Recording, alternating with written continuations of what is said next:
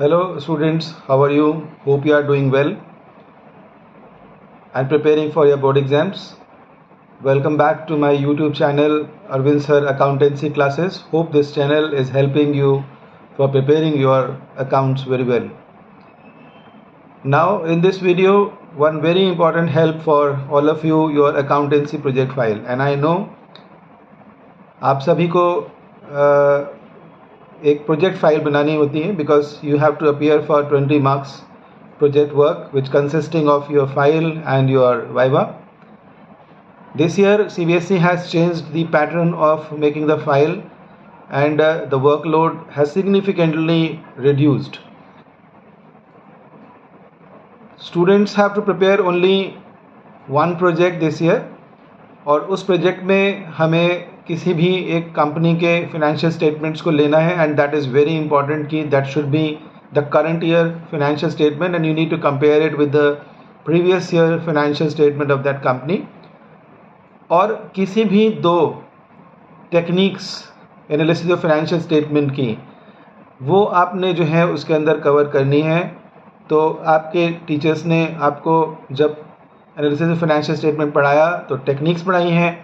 हमने क्लास 12 में रेशियो पढ़ी है, कंपैरेटिव स्टेटमेंट्स पढ़े हैं, कैश फ्लो स्टेटमेंट पढ़ा हुआ है.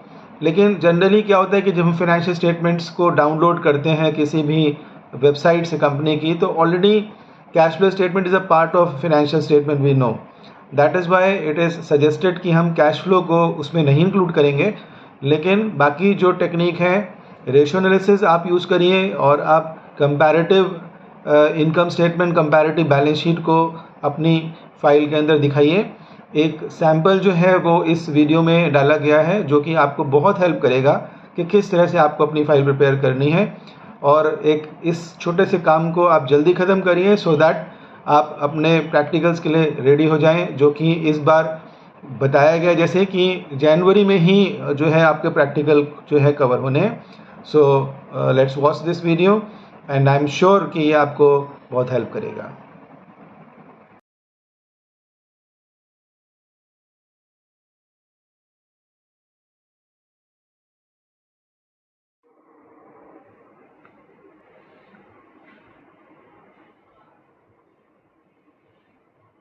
This is very common thing.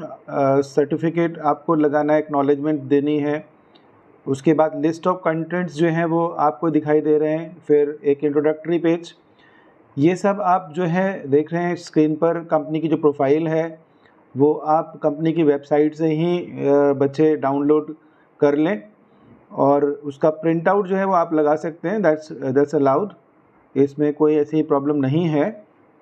तो काफ़ी सारे पेजेस इसके अंदर हैं, आप देखेंगे कलरफुल पेजेस लगाइए, देखने में अच्छा लगता है. This give a good look to your file and impressive also. तो कुछ पेजेस इसमें अंदर हैं वो हम लगाएंगे.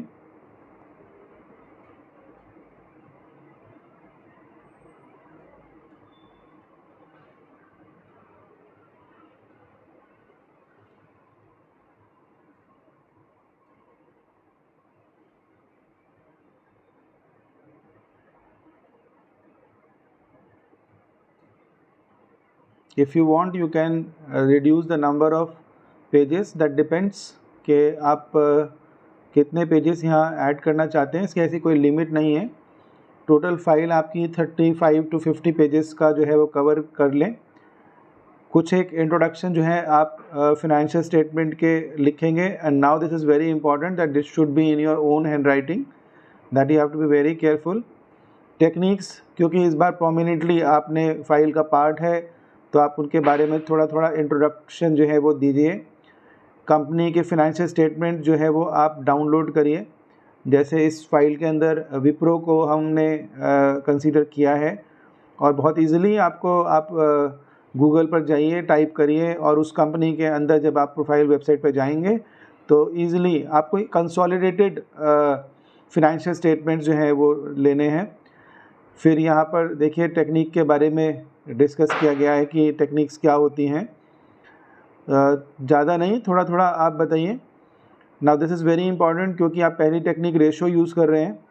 तो जो टाइप होते हैं रेशो के, profitability ratio, turnover ratios and solvency ratio. This is suggestion कि आप कोई भी दो एटलीस्ट दो तो आपने कैलकुलेट करनी ही चाहिए।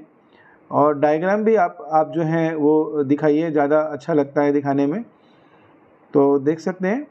उसके बाद आप कंपैरेटिव स्टेटमेंट, जैसे मैंने कहा, either you can use common size और comparative, that depends upon you.